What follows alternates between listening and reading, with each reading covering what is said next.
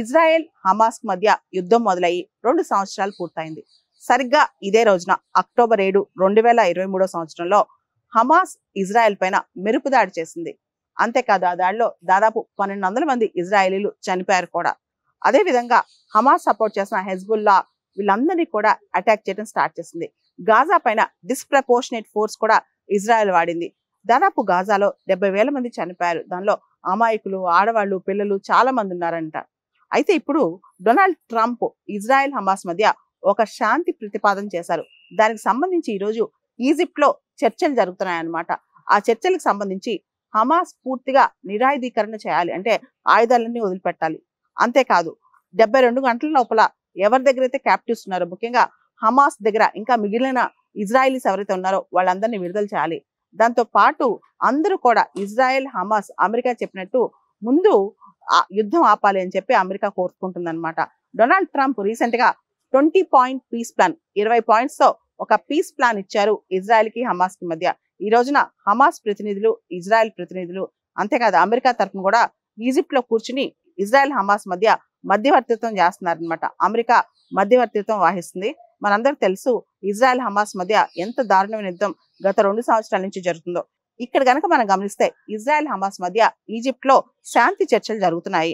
Donald Trump యొక్క 20 పాయింట్ల ప్రణాళికలో ఎన్ని పాయింట్స్ ఇరుపక్షాలు యాక్సెప్ట్ చేస్తాయో చూడాలన్నమాట. అమెరికా యొక్క మధ్యవర్తిత్వంలో ఈ చర్చలు జరుగుతున్నాయి. సరిగ్గా 2 ఏళ్ల క్రితం ప్రారంభమైన ఈ గాజా యుద్ధం, ఇజ్రాయెల్ హమాస్ మధ్య జరుగుతున్న యుద్ధానికి ముగింపు దశ వచ్చినట్టే కనిపిస్తుంది అనమాట. మనం చూస్తే వేలాది మంది ప్రాణాలు యుద్ధన పోయాయి. గాజా అనేది సర్వనాశనం అయిపోయింది.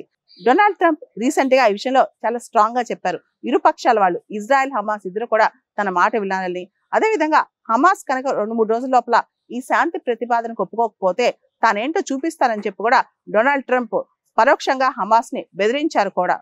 ఇజ్రాయెల్ హమాస్ మధ్య జరుగుతున్న ఈ చర్చల్లో అమెరికా తరపున రాయబారి స్టీవ్ విట్కాఫ్ తో పాటు డొనాల్డ్ ట్రంప్ అల్లుడు జేడ్ కుష్నర్ కూడా పాల్గొంటున్నారనమాట.